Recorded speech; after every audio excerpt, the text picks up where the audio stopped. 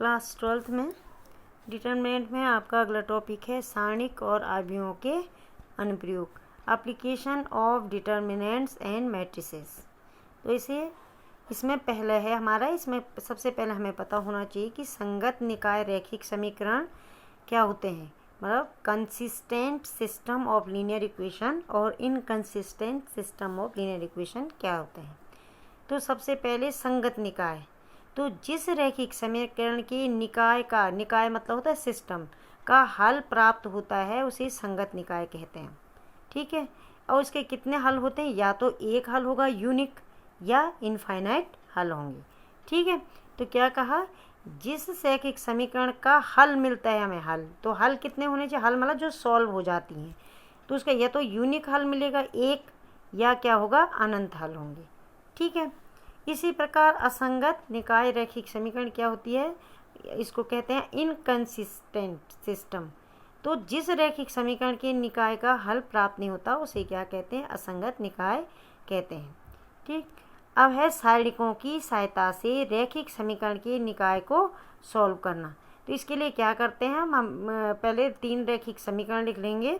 तो रैखिक समीकरण में पहला a1x b1y c1z equal to d1, a2x b2y c2z equal to d2, a3 b3 और c3 ये d3, ये हमने 3 रैखिक समीकरण लिख दिए। ठीक है, अब हम क्या कर लें कि x y z के मानों का वह सेट जो तीनों समीकरण के साथ संतुष्ट करता है दिए हुए रैखिक समीकरण के निकाय का क्या होगा, हल होगा। मतलब इसमें से जो x y z के जो मान निकलेंगे और तीनों समीकरणों को क्या कर देंगे, वो सेटिस्फाई करेंगे, तो वही क्या होगा, रैखिक समीकरण का हल होगा।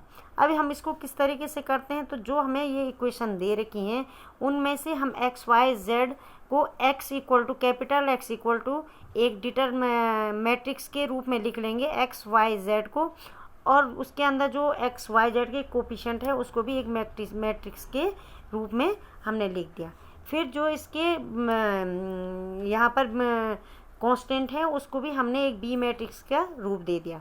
तो जो इसके कोफिशिएंट हैं वो ए मैट्रिक्स, फिर एक्स वाई जेड के लिए कैपिटल एक्स और बी क्या है इसके कांस्टेंट का मैट्रिक्स बन जाएगा। ठीक है, तो अब इस समीकरण निकाय को हम इस तरीके से लिख सकते हैं कि ए एक्स, क्योंकि हमें पता है कि इस जो ए दे रखा है इसके साथ हमने एक्स वाई जेड की मल्टीप्लाई करके हमें जो इक्वेशन मिली थी तब मिली थी, तो हम क्या लिख देंगे, ए एक्स इक्वल टू बी लिख देंगे। ठीक है, अब इसका सॉल्व किस तरीके से होगा, इसके कि यदि एक व्युत्क्रम ए क्या है, एक व्युत्क्रमणीय अवयव है, ये मैंने पहले भी पढ़ा दिया कि व्युत्क्रमणीय कौन होता है, जिसका हम इन्वर्स ज्ञात कर सकते हैं। तो अगर ये एक व्युत्क्रमणीय अवयव है तब इसके व्युत्क्रम का अस्तित्व है, मतलब इसका इन्वर्स ज्ञात कर सकते हैं। तब ए एक्स बराबर बी से इसे हम सॉल्व करेंगे और इन्वर्स ज्ञात का एक्स की वैल्यू ज्ञात करने का कोशिश करेंगे। तो ए एक्स इक्वल टू बी हमें दिया था, हमने क्या कर दिया, इस ए एक्स बी में ए इन्वर्स से पहले को क्या करा, पहले गुणा करना है, मतलब ए एक्स के पहले ए इन्वर्स से गुणा, क्योंकि ये जरूरी है, क्योंकि हमें पता है कि ए इन्वर्स ए इक्वल टू क्या होता है, आई होता है, इसलिए हमें उसी तरीके से मल्टीप्लाई भी करना पड़ेगा। तो ये हो जाएगा A inverse A into X A inverse B, तो I X equal to A inverse B हो गया और एक्स इक्वल टू हो गया ए इन्वर्स, क्योंकि आई की वैल्यू क्या हो जाएगी, वो आइडेंटिटी मैट्रिक्स है, तो A inverse upon A inverse into B. तो ये अवयव द्वारा समीकरण का क्या हल मिलेगा हमें, इसके द्वारा हमें जो एक्स वाई का क्या मिलेगा, एक यूनिक सॉल्व होगा, इसका मतलब एक हल मिलेगा हमें। ठीक है, तो ये हमारा पास फॉर्मूला आ गया कि हम इस एक्स वाई जेड के वैल्यू कैसे ज्ञात कर सकेंगे, ए इन्वर्स इंटू बी।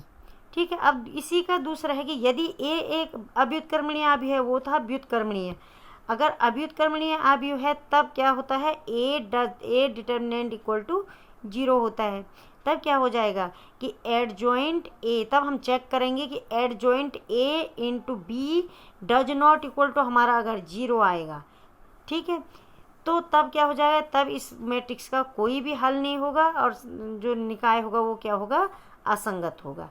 क्या चेक करना, पहले अगर डिटर्मिनेंट निकालने के बाद 0 आएगा तो हमें ये चेक करना है कि अगर adjoint A into B does not equal to 0 है तब उस निकाय का कोई हल नहीं होगा और वो असंगत होगी। ठीक है। दूसरा इसमें अगर adjoint A into B equal to 0, ये डज नॉट था, ये 0 आ जाए, तब निकाय क्या हो जाएगा, संगत। संगत भी हो सकता है और असंगत भी हो सकता है। ठीक है, अब संगत तो होगा क्योंकि निकाय के क्या होगा, संगत होगा, या तो अनंत हल होगा या कोई भी हल नहीं होगा। ठीक है, तो ये था हमारा कि रैखिक समीकरण को कैसे सॉल्व करते हैं। अब है इसकी प्रश्नावली 4.6 का पहला क्वेश्चन, संगत अथवा असंगत के रूप में वर्गीकरण कीजिए। ठीक है, तो क्या है, ये दो इक्वेशन दे रखी है, x plus 2y equal to 2, 2x plus 3y equal to 3। तो इसमें हम a बनाएंगे मैट्रिक्स। तो a मैट्रिक्स कैसे बनती है, x y z, इसमें z नहीं है तो x y है, उनके कोफिशिएंट से। तो x का कोफिशिएंट कुछ नहीं, मतलब कितना है 1, y का कितना है 2, फिर यहाँ x का 2 और y का कितना है 3, और ये इसमें x, ये तो x का हो गया x और y, और b इक्वल टू क्या हो जाएगा, इसमें b इक्वल टू 2 और 3। अब पहले a डिटर्मिनेंट देखेंगे क्योंकि हमें देखना है कि कंसिस्ट या इनकंसिस्ट है या नहीं है। तो a डिटर्मिनेंट वही, a डिटर्मिनेंट निकालेंगे तो 1 2 2 और 3, तो 1 की 3 से 3 1 जा 3 और 2 2 जा 4, तो कितना आ जाएगा -1। तो a डिटर्मिनेंट इक्वल टू -1 है, जब न कि 0 है, तो निकाय क्या है, संगत है। क्या है, संगत या कंसिस्ट है। ऐसे और जो क्वेश्चन है इसके वो आप लोग कर सकते हैं। ठीक है, अब क्वेश्चन नंबर 4 है आपका, x plus y plus z equal to 1, 2x plus 3y plus 2z equal to 2, ax plus ay plus 2az equal to 4। अब हम इसको पहले ax इक्वल, ये भी हमें चेक करना है कि संगत है या असंगत है। तो ax इक्वल टू b के रूप में हम लिखेंगे, तो a ये हो गया, ये x हो गया और ये b हो गया। इसमें हमारी तीसरी रो में हमें a दिया था। अब हम क्या कर लेंगे, अगर हम इसमें से a कॉमन ले लेंगे, यहाँ पर से a कॉमन आ गया, तो यहाँ क्या क्या बच जाएगा, 1 1 और 2 बच जाएगा। अब हम क्या करेंगे, इसको सॉल्व करने के लिए, मैट्रिक्स को सॉल्व करने के लिए पहले हम उसको 0 बनाने की कोशिश करते हैं। ठीक है, किसी भी रो या कॉलम को क्या बनाते हैं, 0 बनाते हैं। तो हमने क्या किया, मैंने इसमें थोड़ा सा चेंज कर दिया कि C2 किसको बोलेंगे, ये हो गया C1, ये हो गया C2, ये हो गया C3। ठीक है, तो मैंने C2 में चेंज किया कि C2 को C1 से माइनस कर दिया। यहाँ पर देख सकते हैं तुम इसको, यहाँ पर देखते हैं, C2 में से C1 माइनस कर दिया, तो C2 ये हो गया, C2 ये है, और इसमें से हमने C1 को माइनस कर दिया। तो ध्यान से देखना, ऐसे में माइनस कर रहे हैं हम। ठीक है, तो ये हो गया 1, ये हो जाएगा। और चेंज किस में आ रहा है ये भी देखना चाहिए कि चेंज किस में आ रहा, चेंज आ रहा है C2 में, किस में आ रहा है, C2 के आगे हमने ये लगा रखा है ना, ये इससे बड़ा कि चेंज किस में आना चाहिए, C2 में आना चाहिए। ठीक है, तो यहाँ पर देख लेते हैं। तो पहले ये इसको मतलब ये वाले चेंज होनी है, तो C2 माइनस C1, तो C2 माइनस C1 क्या हो जाएगा, यहाँ 1 में से 1 गया, यहाँ पर पहले वाली रो में क्या आ गया, ये लिखा है मैंने, ये 0 आ गया। ठीक है, फिर 3 में से 2 गया, कितना आ गया 1, फिर 1, पहली वाली रो ऐसे जिसमें चेंज नहीं हो रहा उसको ऐसे ही लिख लेंगे, पहले 1 2 और 1। अब इसमें चेंज हो रहा, तो 1 में से 1 आया 0, 3 में से 2 आया 1 और 1 में से 1 आया 0। ठीक है, फिर दूसरा चेंज किया था हमने C3 में, मतलब इसकी जगह हमने दूसरा लिखना है, C3 माइनस C1, मतलब इसमें से 1 को माइनस कर देना है। तो 1 में से 1 गया, कितना आ गया, दोबारा कर लेते हैं इसको, ये 1 में से 1 गया, कितना आ गया 0, 2 में से 2 0 और 2 में से 1 गया 1 आ गया। ठीक है, अब हम इसको इसलिए करते हैं कि डिटर्मिनेंट क्या हो जाए, आसानी से सॉल्व हो जाए।